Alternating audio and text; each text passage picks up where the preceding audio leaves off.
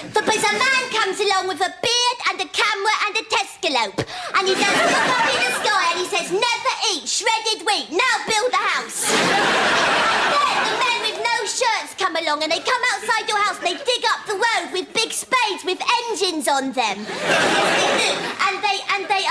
And they live in a van, and when they have found a skeleton, then it is 5 o'clock and it is time for their tea. And they go in the van and they do show their bare bottoms. And if a lady came along and they wanted to see her bottom, then they do whistle a special code. But when she turned round, then they remembered they didn't know her after all. And she might say, I think you stink. And then they laugh and get married. And some of these men, they are called archichokes, yes. And these are the ones what must build the churches, for Jesus told them to. And he said to them, here's the church, here's the steeple, look inside, and there won't be any blooming people unless you hurry up and build it.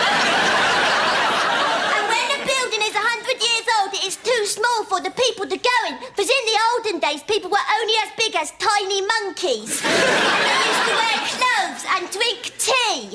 And the houses were made out of old ladies' hair and dog muck. And that is called wattle and dottle. And they were 2 cavemen what drank milk out of the wolf's bosom. And that turned out to be Queen Victoria. So anyway, you must knock over these buildings with a big plug like what is in your bath, except it is bigger, it's as big as an enormous conker.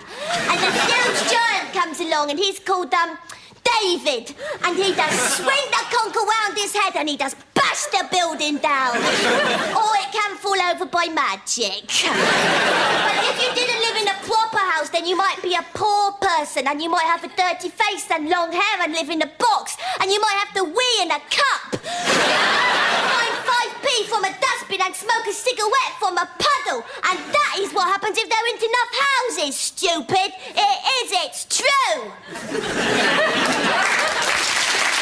Never work with children, animals or toupees.